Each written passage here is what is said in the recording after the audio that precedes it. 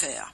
On en vient à ce que je vous disais en titre, les abandons d'animaux qui se multiplient en ce début d'été. Invité de cette édition, Cécilia Fruleux. Cécilia Fruleux, bonjour, vous êtes responsable d'une association vansoise qui s'appelle Au service des animaux. Alors première question, est-ce que ce phénomène d'abandon d'animaux en ce début d'été, est-ce qu'il est pire que d'habitude et est-ce que le confinement a aggravé le phénomène ?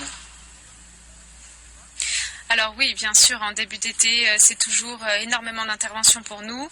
Le confinement, on ne sait pas vraiment s'il a multiplié les abandons, mais on le suppose un petit peu. Alors, ce que vous constatez là aujourd'hui, c'est quoi? Est-ce que ce sont des chiffres particulièrement importants? Alors, pour les abandons, chaque année, il y en a constamment, mais c'est vrai qu'en début d'été, il y en a plus.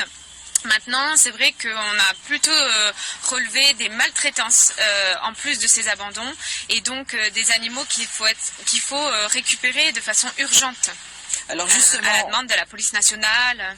Justement, on va voir une photo qui est sur votre page Facebook. C'est une photo d'un animal qui est dans un appartement complètement insalubre. Vous dites que vous le constatez particulièrement en ce moment. De quoi s'agit-il ?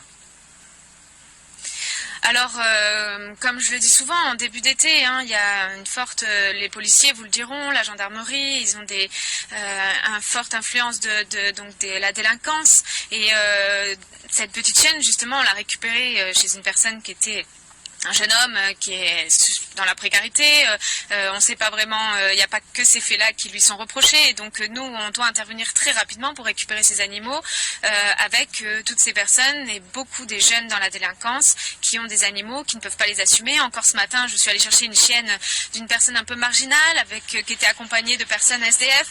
Cette chienne était très gentille, mais la personne ne va jamais régler les frais nécessaires pour récupérer sa chienne, puisqu'elle a mordu un policier, parce qu'elle n'avait rien à faire avec ces personnes-là, elle n'était pas en présence de sa propriétaire.